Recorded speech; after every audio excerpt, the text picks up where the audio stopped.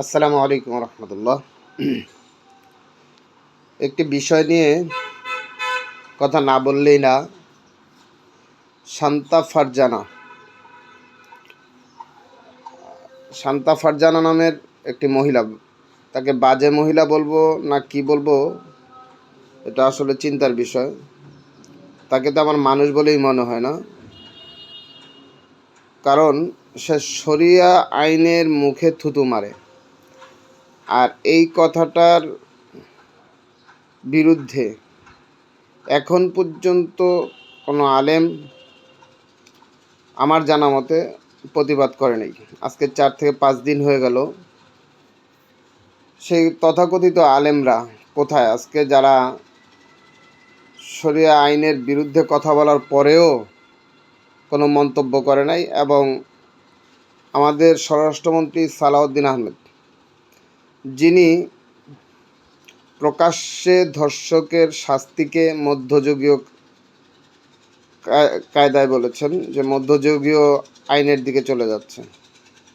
এই যে বিষয়গুলি শরিয়ার বিরুদ্ধে বা আল্লাহর আইনের বিরুদ্ধে যারা কথা বলতেছে, এর প্রতিবাদ করতেছে না কোনো আলেমরা।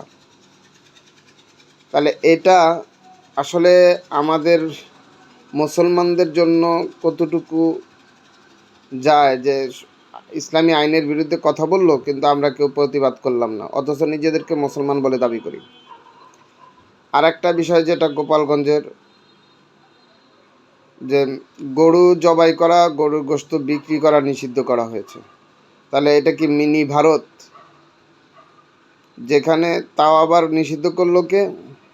একজন হিন্দু প্রশাসক, যিনি সম্ভবত গোপালগঞ্জ থানার ওসি, সম্ভবত, আমার খেয়াল নেই। এই যে এইভাবে হিন্দুত্ববাদ বা ইসলাম বিরোধীরা মাথা চারা দিয়ে উঠতেছে, এর প্রতিবাদ কোথায়? আমরা কেমন মুসলমান যে প্রতিবাদ করতে পারতেছি না?